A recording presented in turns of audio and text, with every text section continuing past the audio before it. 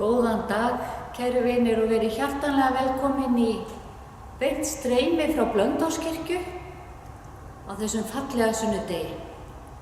En í dag er næst síðasti sunnudagur kirkjuársins. Já, það er bara einn sunnudagur eftir og þá erum við komin inn í aðventuna. Tíminn líður sannarlega hratt. En við skulum hefja þessa helgistund með því að signa okkur, merkja okkur Jesú Kristi og segja í nafni Guðs Föður, Sonar og Heilags Anda. Amen. Og biðja með orðum séra Hallgríms: vertu Guð Faðir, Faðir minn, í frelsarans Jesú nafni, hönd til leiði mig út og inn, svo allri synd ég hafni. Amen. Og nú ætla ég að lesa Guðspjall þessa dags, sem stendur skrifað í Mattheusar Guðspjalli, 25. kaflanum.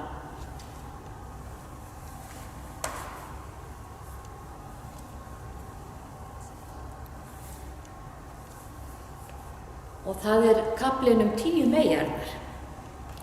En sagði Jesús: þá er líkt himnaríki og 10 meyjar sem fóru til móts við brúðgumann með lampa sína. 5 þeirra voru fávísar en 5 hygnar. Þær fávísu tóku lampa sína en höfðu ekki olíu með sér. En hinar hygnu tóku olíu með á könnum ásamt lömpum sínum. Nú dvaldist brúðgumannum og urðu þær allar syfjaðar og sofnuðu. Miðnætti kvað við hróp: brúðguminn kemur, farið til móts við hann. Þá vöknuðu meyjarnar allar og tóku lampa sína.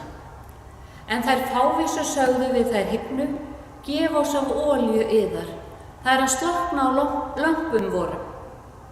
Þær hygnu svöruðu: nei, hún nægir aldrei handa öllum, farið heldur til kaupmannanna og kaupið handa yður.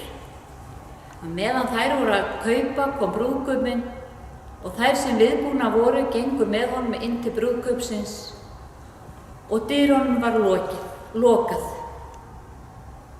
Seinna komu hinar meyjarnar og sögðu: herra, herra, ljúk upp fyrir oss. En hann svaraði: sannlega segi ég yður, ég þekki yður ekki. Vakið því þér vitið ekki daginn né stundina.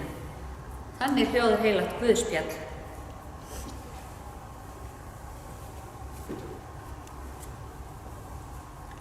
Já, þessi dæmisaga sunnudagsins er saga tengd hjónavígslu. Hið gyðinglega samfélag setti ekki brúðina í forgrunn eins og við gerum í dag. Nú þurfa allir að bíða eftir brúðinni.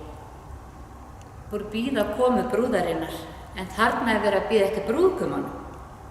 Enda var samfélagi á þessum tíma mjög karlmiðlægt samfélag. Þannig gyðingalandin á þessum tíma. En trúlofun var þá fyrsta skeiðið og hjónaefnin hlupu ekki saman þá, heldur biðu og stundum lengi. En þegar komið var að deginum mikla, brúðkaupinu, þá fór brúðkaupin heim til brúðarinnar og gekk frá praktísku málunum, fjármálunum og öðru því sem ræða þurfti. Og þegar samist hafði, þá var allt til reiðu. Og þá fór brúðguminn af stað heim og brúðurinn með honum og fólkið sem sótti brúðkaupsveisluna. Þetta samhengi í sögu Jesú meyjarnar 10 sem biðu og duttu svo út af og sofnuðu. Þetta er samhengið í sögunni.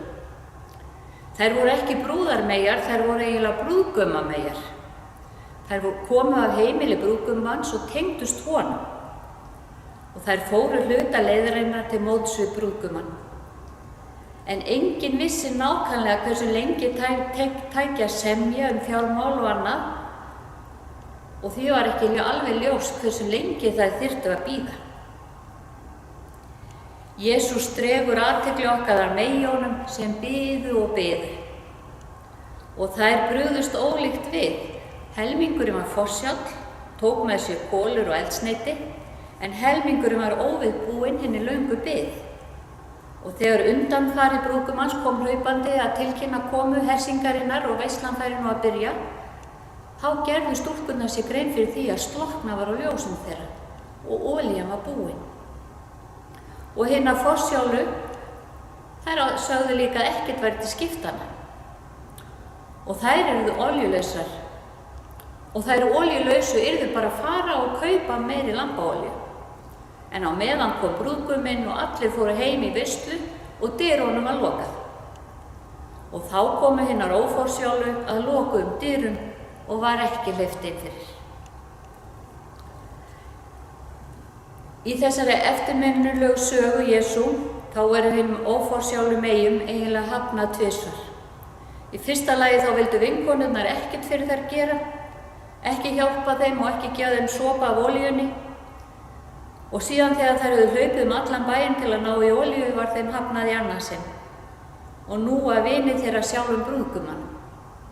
Þær fengu ekki að fara inn í veisluna á því heimili sem tilheyrði þeim. Þetta var því margföld harmsaga fyrir þær. Já, framundan nýtt kirkjuár og á þessum síðustu vikum kirkjuársins þá eru textar Biblíunnar fullir af alvöru og þunga. Já, þetta er eiginlega svona dómstextar. En af hverju skyldi það vera? Eins og flestum sem að leggja út af þessum textum þá finnst mér nú skemmtilegra að vera með texta sem boða elsku, von og kærleika og gleði. Og þessi textar síðustu sunnudaga eru svolítið þungir og erfiðir. En það má svo sem segja það að enginn lifir án áfalla eða án vonbrigða og trúin er alls ekki lífsflótti. Heldur á trúin að gefa fólki raunsæi á lífið. Trúin er nefnilega alveg í miðju lífsins, ekki utan við lífið og erfiðleika þess. Sýn Biblíunnar eru með allt líf mannanna, líka skuggana og illskuna og afbrotin. Og getur verið að við þurfum að heyra þessa sögu tvo hópa meyja sem brugðu ólíkt við til að minna okkur á að vera forsjál.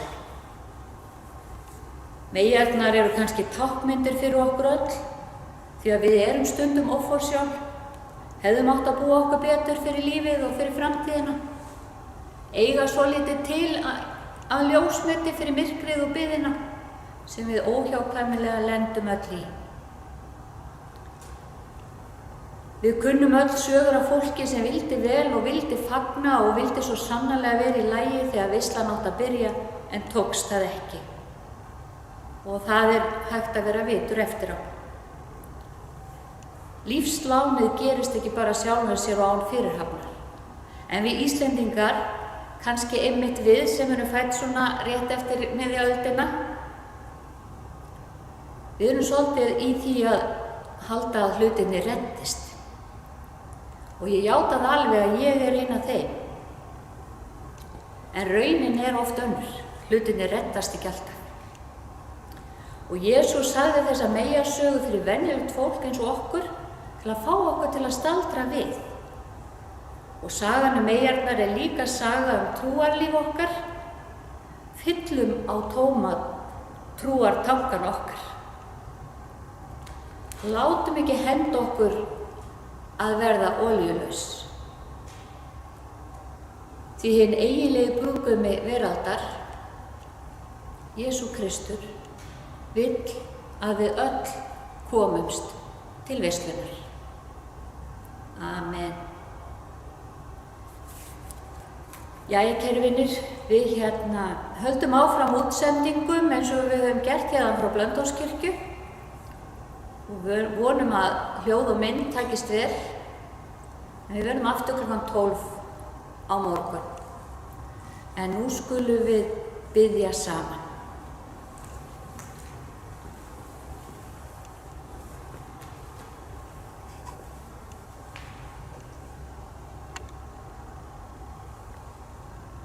Já, Drottinn Guð, himneski Faðir, heyr bænir okkar þegar söfnuðu þín lítu þér biður og þakkar allt sem þegið hefur verið úr hendi þinni. Drottinn, við félum þér kirkjuna þína víða veröld og kirkjuna þína hér á Íslandi og í þessu prestakalli. Við biðjum fyrir þessari kirkju, Blönduóskirkju og öllum íbúunum hér. og öllum íbúum í Þingeyraklausturs prestakalli. Já, Drottinn, við felum þér landið okkar og þjóð okkar og biðjum leiðsögn þína til allra þeirra sem stjórna málum okkar. Já, Drottinn, við felum þér líka heimilin okkar og fjölskyldur.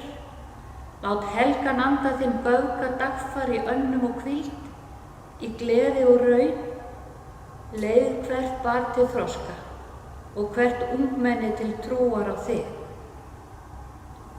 Drottinn minn, við felum þér líf okkar allt og starf og biðjum þess að við megum vinna ljóssins verk meðan dagur og getum örugg staðið frammi fyrir þér ævi okkar lýkur.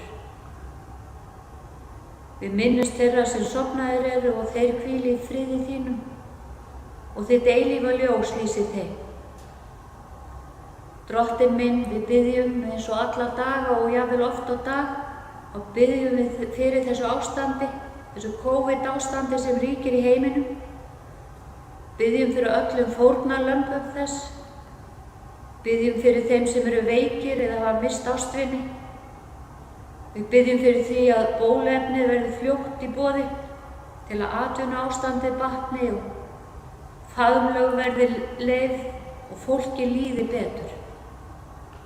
Og hjálpað okkur sem höfum það nú bara nokkuð gott í þessu ástandi til að hjálpa þeim sem ekki hafa það eins gott. Og allar bænir okkar felum við þeirri bæn sem Jesús hefur kennt okkur og biðjum öll saman. Faðir vor, þú sem ert á himnum, helgist þitt nafn, tilkomi þitt ríki, verði þinn vilji, svo á jörðu sem á himni. Gef oss í dag vort daglegt brauð og fyrirgef oss vorar skuldir, svo sem vér og fyrirgefum vorum skuldunautum. Eigi leið þú oss í freistni, heldur frelsa oss frá illu, því að þitt ríkið, mátturinn og dýrðin að eilífu. Amen.